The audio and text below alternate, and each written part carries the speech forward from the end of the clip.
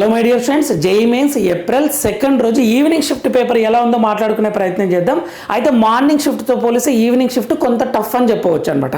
అలా అని చెప్పి జనవరి అంత టఫ్ అయితే కాదు. సో మార్నింగ్ షిఫ్ట్తో పోలిస్తే టఫ్ అయితే ఇక్కడ 170+ మార్క్స్ వస్తే మీకు ఖచ్చితంగా 99% వచ్చే అవకాశం ఉంది.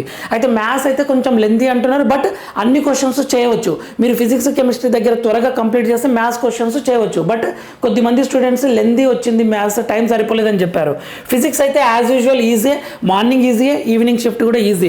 కెమిస్ట్రీ విషయమే ప్రాబ్లం అయింది. ఇక్కడ కెమిస్ట్రీ మార్నింగ్ రాసిన స్టూడెంట్స్కి ఏమో ఈజీగా వచ్చింది, ఈవినింగ్ షిఫ్ట్కి మాత్రం టఫ్ వచ్చింది, కొంచెం లెందీ ఇచ్చిండు. అలా అని చెప్పి జనవరి అంత టఫ్ కాదు, మార్నింగ్ షిఫ్ట్తో పోలిస్తే టఫ్ అనమాట.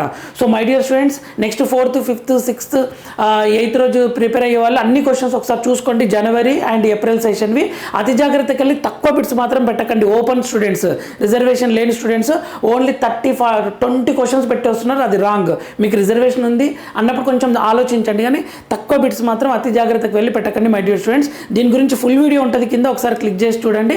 అండ్ మన ఛానల్ ఫ్రీ మెంటర్షిప్ ఇస్తుంది, సో ఫాలో అవుతుండండి. మీకు కౌన్సిలింగ్లో సీట్ వచ్చినంత వరకు మన ఛానల్ ఉపయోగపడుతుంది. All the very best my dear students, జాగ్రత్తగా ప్రిపేర్ అవ్వండి.